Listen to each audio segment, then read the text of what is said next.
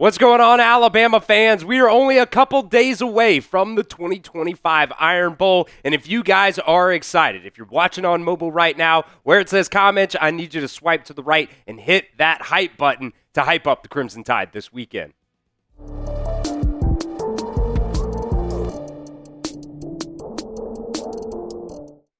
All right, coming up on today's show, we are going to be talking about the latest Alabama football news and rumors out there after the coach's press conference today. We'll talk some injury updates specifically on the tight ends. Kane Wommack and the coaching carousel rumors around him are really starting to heat up right now. But first, I want to start off with some injury updates, though. First one here with Qua Russaw. He played 7 snaps against Eastern Illinois, recorded 2 tackles in that game as well, getting him back on the field for the Alabama defense.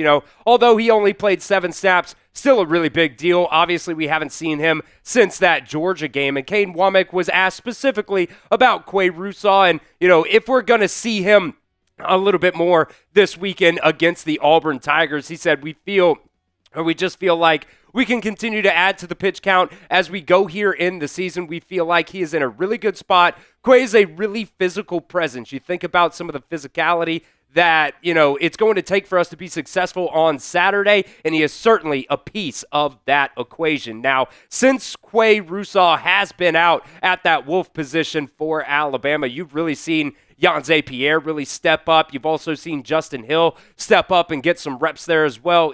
A true freshman, that's a really big deal for him to be able to play as much as he has been able to play. And even this game this past weekend against Eastern Illinois, there was one rep that, specifically sticks out to me where, he was going up against the tight end, just drove him right into the backfield and knocked the running back down, was able to make a tackle for loss on that. But, man, Yhonzae Pierre has been an absolute dog for Alabama in those, 10 games so far that he has played this year, 34 tackles. He lives in the backfield. He is a disruption machine. Now, it'll be interesting, I think, to see how they end up divvying up the snaps here between Yhonzae Pierre and Qua Russaw because, I do think Russaw still probably is not 100% as of right now. And, he's just going to continue to work his way back into the lineup after breaking his foot against Georgia. But just having him there, I think specifically in the run game, having Qua Russaw there is really going to help out this Alabama defense. All right, make sure you guys are subscribed right here to the Alabama Football Report. We are only 86 subscribers away from hitting 33,000 here on the Alabama Football Report, and we are just climbing in terms of the college football channels here at Chat Sports, trying to catch the Michigan Football Report. So help me out, hit that sub button, and join us on Saturday for our Alabama versus Auburn watch party. Also going to be giving away a Ryan Williams jersey during that watch party as well. All right, we also got a little bit of an update here from Kalen DeBoer on Josh Cuevas. He did not end up playing this past weekend, which at the end of the day wasn't that big of a deal. Kalen DeBoer saying, we're just going to continue to evaluate him here throughout the week. I saw a report before that Eastern Illinois game that, was a foot injury for him. I'm not exactly sure if that's just rumors or how accurate that is, but I did see that out there. That it would be a really big loss, I think, for this Alabama offense if he's not able to play this weekend against Auburn. And, I would assume that, on Wednesday, he's probably going to be listed on the SEC availability report, most likely as questionable. Kalen DeBoer saying, obviously, they're just going to continue to evaluate him this week. And, we're going to touch on it a little bit more and, why he is a really big impact piece for this Alabama offense here in just a second, but we want to get to the pinned comment of today's show. What is your concern level with the Josh Cuevas injury? Scale it for me 1 to 10. 1, you're not concerned at all. 10, you think he might be out for the season. I don't think it's that, but let me know what you guys think down at the pinned comment of today's video.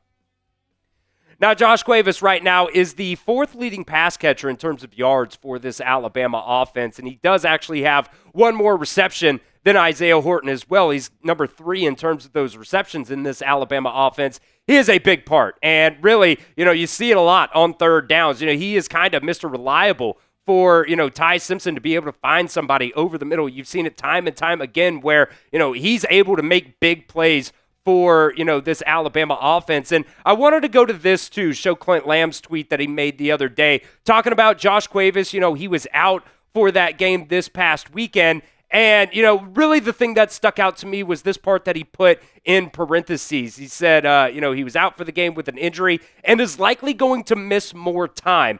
We'll touch on the Marshall Pritchett side of things here in just a second, but I don't think Clint would have put that if he wasn't, kind of in the know or concerned that this could be more of a multi-game type of injury here for Josh Cuevas. And if it is, that really does suck. Now, maybe Clint's just, kind of assuming a little bit there. I kind of doubt it, though, because Clint really doesn't just, throw stuff at the wall and see if it sticks. Usually if he says something on Twitter, if he, writes something, it is for a reason. And, he wasn't out there this weekend, but Ryan Grubb did mention a couple guys. Kalen Wommack mentioned a couple of guys. You saw pretty much all of the tight ends play this past weekend. Ryan Grubb saying that, Jay Lindsey showed some really good stuff, some physicality in the run game as well. Kalen Wommack saying, Caleb Edwards really extended his role that he really hasn't done with Josh Cuevas being in those games. I will say this too. I thought Brody Dalton really showed some good stuff. He really hasn't played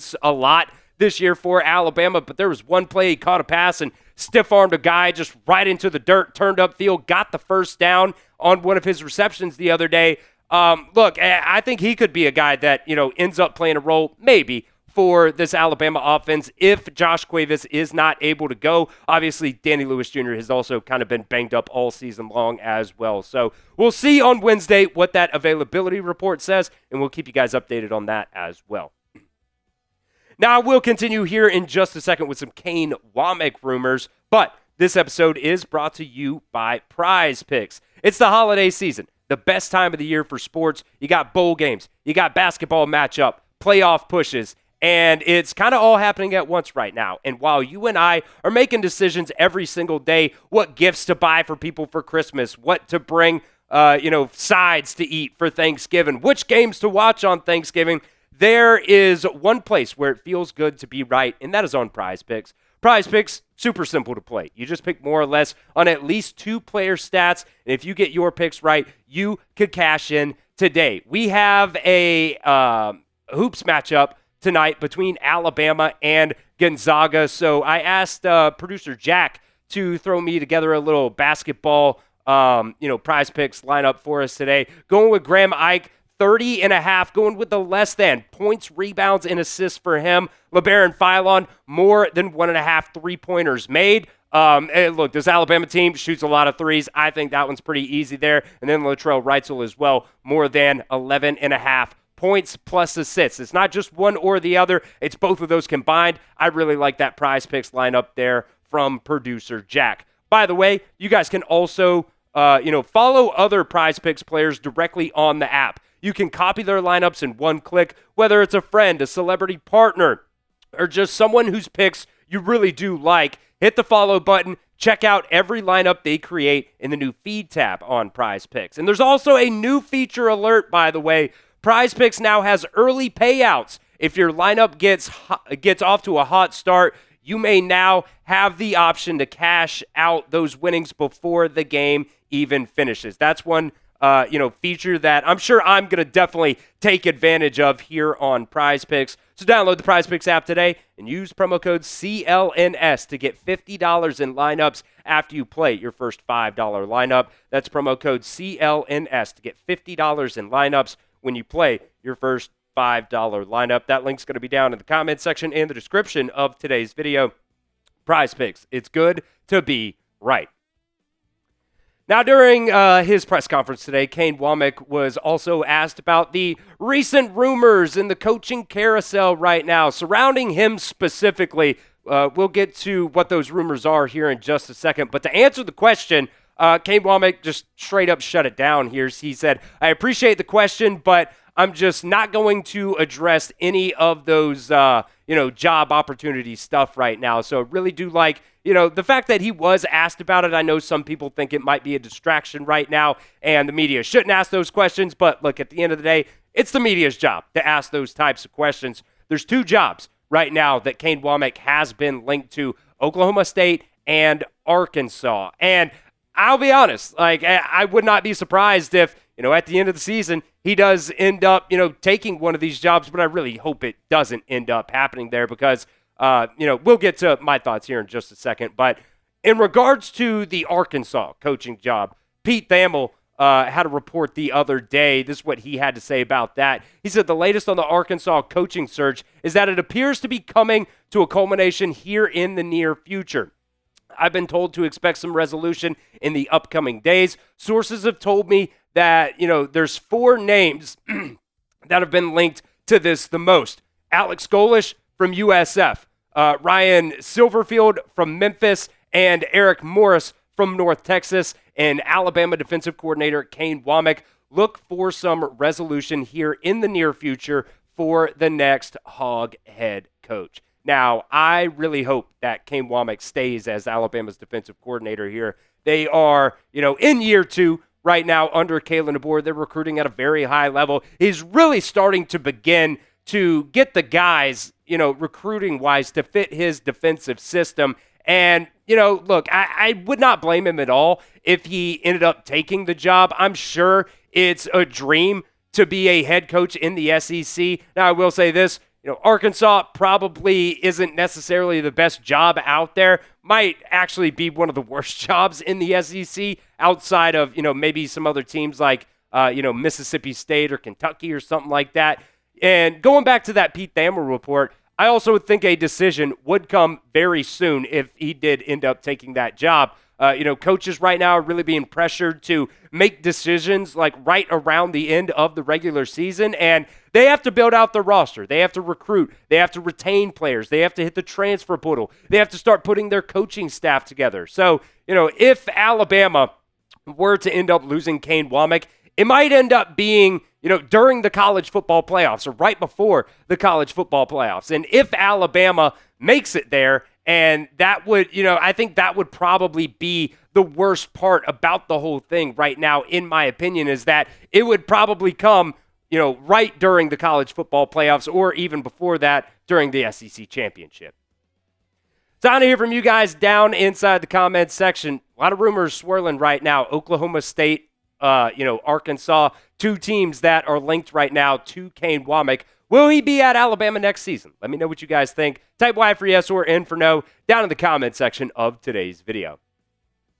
Now, Ryan Grubb was also asked about the Iron Bowl, and since he's been here at Alabama, what he has learned about the Iron Bowl and the importance of winning this game. He said the Iron Bowl is everything. You have to win.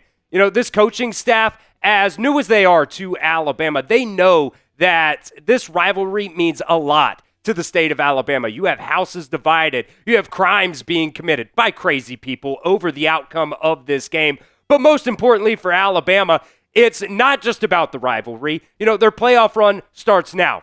This is Auburn's Super Bowl.